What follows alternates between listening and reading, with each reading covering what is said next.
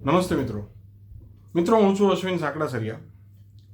છેલ્લા ઘણા સમયથી ગુજરાતની અંદર રાજકોટમાં જે ક્ષત્રિય સમાજનું આંદોલન ચાલ્યું, 5 લાખથી વધારે ક્ષત્રિયો એક જગ્યાએ એકત્રિત થયા, પોતાની ડિમાન્ડ રજૂ કરી। જે માંગ ઉપર હજી પણ તેઓ અડગ છે, આ માંગ ક્ષમાપાત્ર એ લોકોને લાગતી નથી। એટલે ઘણા ક્ષત્રિય લીડરો સાથે મને ટેલિફોનિક અમુક એવા પ્રકારની પણ વાતો થઈ, સારી વાતો થઈ, કોઈએ ધમકીઓ પણ આપી। પણ આ તમામ ગતિવિધિઓ બાદ નિષ્કર્ષ હું તો મારે યુપીએસસીની તૈયારી કરતા સરદારધામના 8 દીકરાઓએ જે સારું પરિણામ લાવ્યા છે, એવી જ રીતે દિલ્હીની અંદર મારા ઘરની નજીક જ ક્ષત્રિય સમાજની દીકરીઓ પણ યુપીએસસીની તૈયારી કરે છે। અને એમાંથી એક વાત નીકળી અને એક ક્ષત્રિય સમાજની દીકરીની વાત મારે આજે ક્ષત્રિય સમાજ સુધી પહોંચાડવી છે કે એ દીકરીએ જે પોતાની વાત કરી, જે અંતરાત્માનો જે અવાજ હોય ને, એ આમ દિલથી એણે રજૂ કર્યો। પણ એ વાત તમારા સુધી પહોંચાડવા માટે હું માધ્યમ બનું છું। મિત્રો, ક્ષત્રિય સમાજનું આંદોલન જે પણ ચાલ્યું, 5 લાખ લોકો ક્ષત્રિયો એક જગ્યાએ ભેગા થયા પછી શપથ લીધા। એમાં માત્ર રાજકીય જ એક રાગ દ્વેષ હોય ને, એવા શપથ લ્યો તો એનાથી રાષ્ટ્રને નુકસાન છે। એના કરતાં એટલા બધા એક સાથે ભેગા થયા હોય તો સમાજનું સારું શું કરી શકાય, એ આ દીકરી સાથે જે ચર્ચા થઈ ને, એના મુખ્ય અંશોનો જે સાર છે એ તમારી વચ્ચે રાખવો છે। મિત્રો, એ દીકરી સક્ષમ છે। કચ્છના એ રાજપૂત સમાજની દીકરી અહીંયા દિલ્હીમાં યુપીએસસી કરે છે તૈયારી, અને એવી 7-8 ક્ષત્રિય સમાજની દીકરીઓ છે જે દિલ્હીમાં રહે છે। મિત્રો, આજની તારીખે પણ 2009થી ચાલતું અમારું ભોજનાલય, જ્યાં યુપીએસસીના સ્ટુડન્ટો જમે છે, નજીવી કિંમતમાં અનલિમિટેડ અમે જમાડીએ છીએ, એમાં તમામ સમાજના લોકો, યુવાનો, દીકરા દીકરીઓ ત્યાં જમે છે।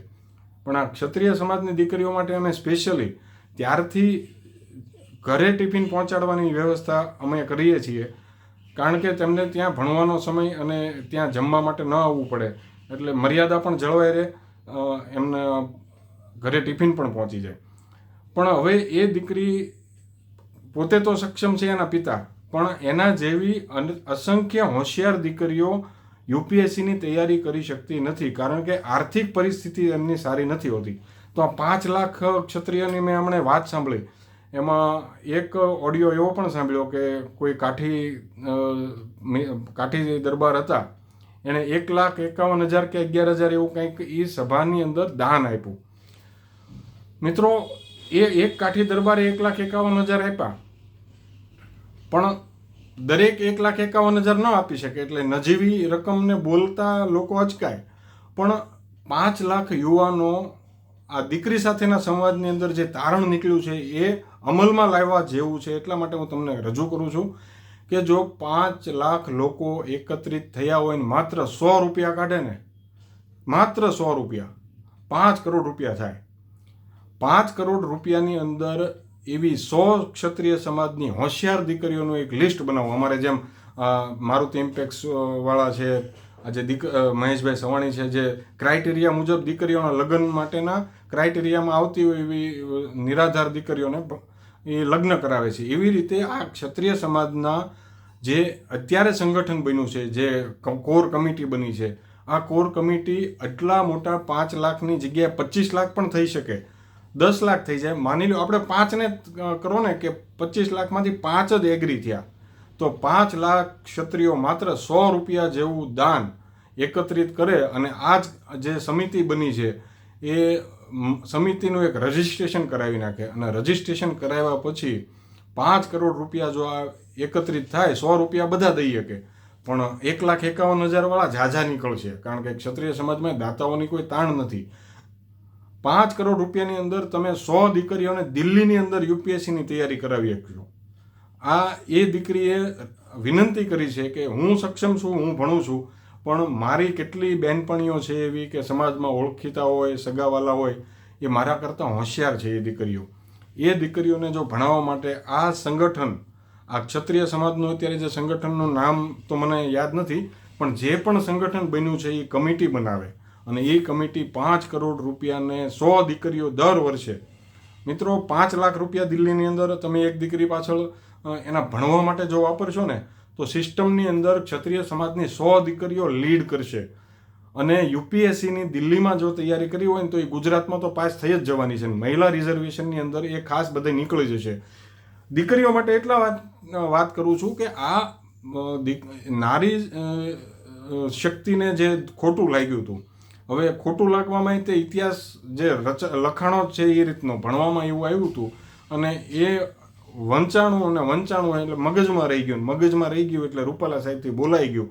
પણ ક્ષમા એ ક્ષત્રિયોનો ધર્મ છે અને આ યુનિટી પછી જો રૂપાલા સાહેબ માધ્યમ બન્યા હોય અને તમે જો 5 લાખ લોકો એકસાથે એકત્રિત થયા હો તો આ શક્તિનો સદુપયોગ કરો.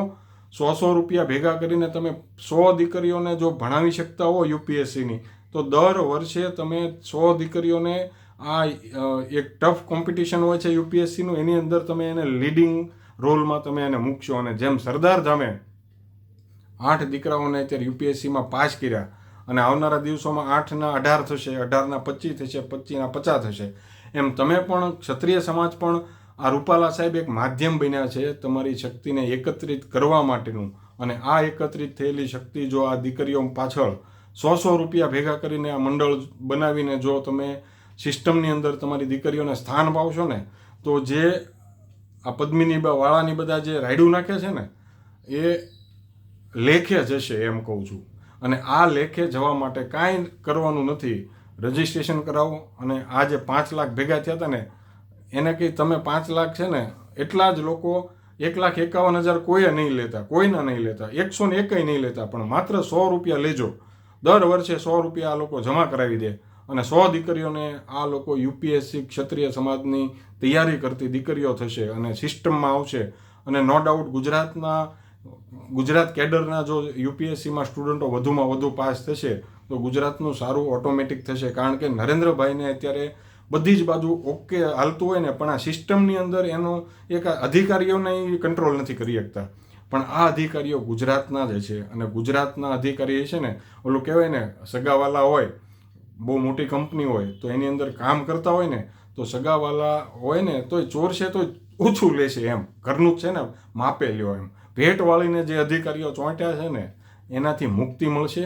અને 5 લાખ લોકો ક્ષત્રિય સમાજના જો 100 દીકરીઓને મહિલા રિઝર્વેશનને અત્યારે તો લાગુ કરી નાખ્યું છે તો 100 દીકરીઓમાંથી 25 તો પાસ થશે, નો ડાઉટ થશે. કારણ કે તમારે પાછું વિનિંગ ઘોડા ઉપર જ દાવ લગાવો એની જેમ, હોશિયારમાં હોશિયાર હોય ને એની ઉપર જ તે સટ્ટો રમવાનો હોય ને એની જેમ તમે હોશિયાર દીકરીઓ ઉપર જ તે આ કરો, ક્રાઇટેરિયા બનાવો કે હોશિયારમાં હોશિયાર હોય એવી 100 દીકરીઓને આપણું ચયન કરો અને સિલેક્ટેડ 100 દીકરીઓ યુપીએસસીની તૈયારી દિલ્હી જેવામાં કરતી હોય.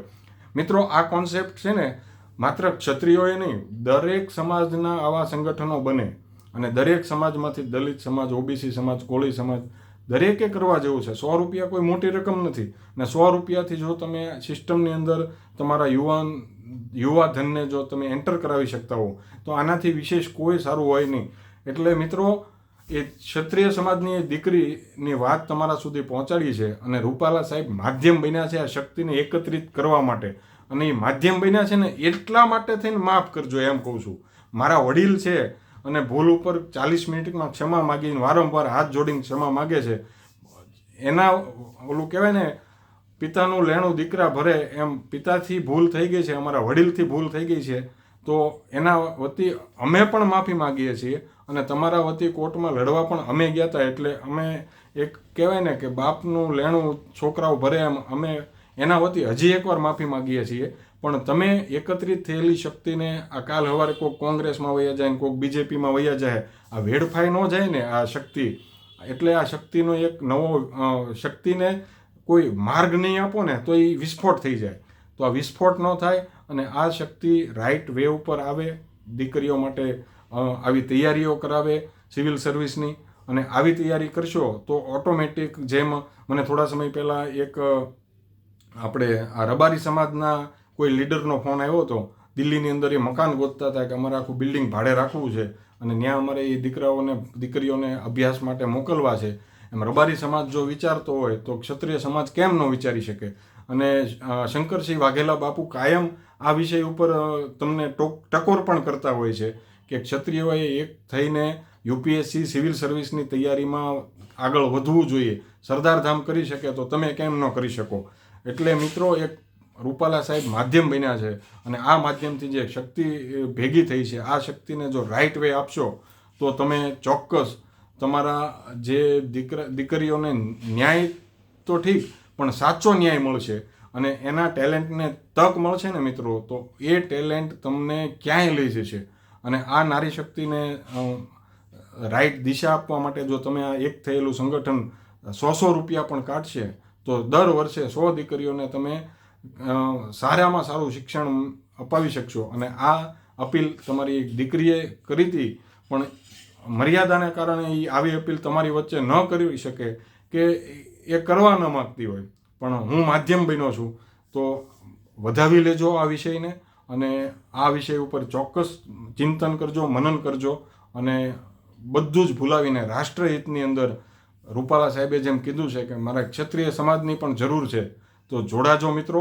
આ માધ્યમ બન્યા છે, એ માધ્યમ બન્યા છે એટલા માટે માફ કરીને સાથે રહેજો મિત્રો. જય જય ગરવી ગુજરાત, જય ભારત.